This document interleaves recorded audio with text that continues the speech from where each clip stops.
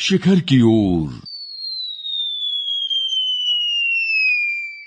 हर वर्ष 3 दिसंबर को अंतर्राष्ट्रीय दिव्यांगजन दिवस मनाया जाता है, यानी international day of persons with disabilities. आज हमारे साथ हैं ऑडियोलॉजिस्ट विशाल मेहरा। आप वाक श्रवण परेशानियों, इलाज और चिकित्सा के संबंध में जानकारी हमसे साझा कर रहे हैं।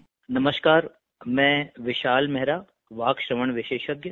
हर साल अंतर्राष्ट्रीय दिव्यांग दिवस 3 दिसंबर को मनाया जाता है।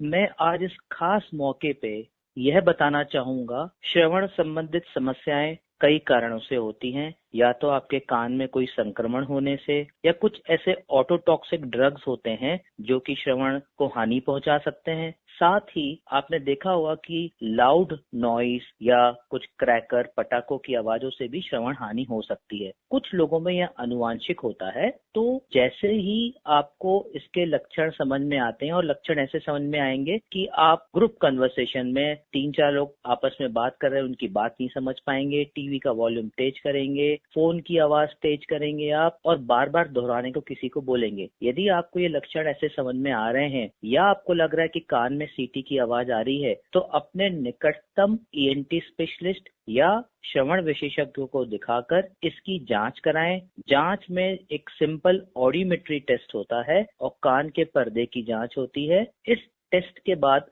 श्रवण मूल्यांकन होता है। श्रवण मूल्यांकन के बाद शुरू के कुछ डेज बहुत इम्पोर्टेंट होते हैं, क्योंकि आज यदि आपको ये समझ में आया है कि मुझे एकदम से अचानक से सुनने में कमी आ गई है, तो उस दिन से लेके अगले 5 दिन या 1 हफ्ते और शुरू के 3 दिन बहुत इम्पोर्टेंट है, जिसमें आपको दवाइयों के द्वारा श्रवण की दोबारा से रिकवरी पूरी तरह से संभव है। यदि आप लेट पहुंचे हैं और आपके ईएनटी सर्जन या श्रवण विशेषज्ञ आपको श्रवण यंत्र, कान की मशीन की सलाह देते हैं, तो आप जल्द से जल्द घर में सलाह करके, आपस में सलाह करके श्रवण यंत्र जरूर लगवाएं। क्योंकि अब ये रिसर्च ये कहती है कि जिन लोगों ने टाइमली श्रवण यंत्र या कॉक्लियर इम्प्लांटेशन सर्जरी नहीं कराई है, तो ये ऑडिटरी डिप्राइवेशन मतलब आवाज से वंचित होने की वजह से इनमें आगे चल के ज्यादा उम्र में डिमेंशिया और अल्जाइमर्स डिजीज, जिसमें कि याददाश्त कमजोर हो जाती है, ऐसे डिजीज होने की संभावना है। साथ ही आगे चल के आप धीरे धीरे आइसोलेट होंगे, मतलब अपने आप को समाज से दूर रखने लगेंगे, और बिना किसी वजह से एंजाइटी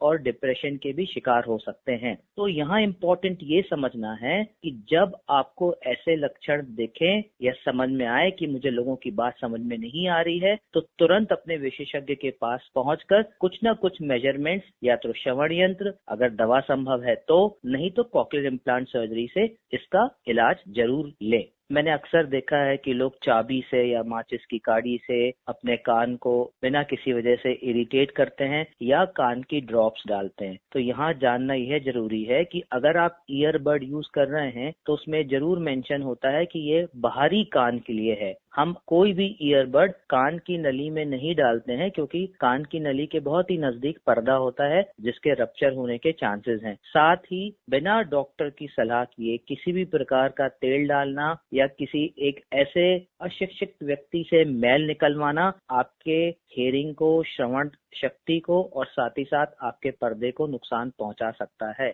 यदि आपके क्षेत्र में कान नाक गला विशेषज्ञ नहीं है, तो आप निकटतम डिस्पेंसरी में जाकर किसी भी एमबीबीएस डॉक्टर को दिखा के प्राथमिक उपचार करने के बाद स्पेशलिस्ट की सलाह ले सकते हैं। और साथ ही अधिकतर ये देखा जाता है कि बच्चे हमारे पास 4 से 5 साल की उम्र में पहुंचते हैं। अभी अंतर्राष्ट्रीय स्तर पर इन बच्चों को जल्द से जल्द इनकी बधिरता का पहचान की जा रही है। तो अब मैं आपको ये बता दूं कि जब बच्चा पैदा होता है तो 3 महीने तक अगर हमें यह मालूम चलता है कि उसको श्रवण संबंधित कोई भी समस्या है, तो 3 महीने तक इसकी ट्रीटमेंट, इसका इंटरवेंशन स्टार्ट हो जाना चाहिए। पहले रूल था 3-6-12, मतलब 3 महीने में जांच, 6 महीने में इंटरवेंशन और 12 महीने की उम्र में ट्रीटमेंट। अभी रूल है 1-2-3, मतलब पैदा होने के 1 महीने बाद बच्चे की जांच हो जाए, 2 महीने में कंफर्मेटरी डायग्नोसिस हो जाए और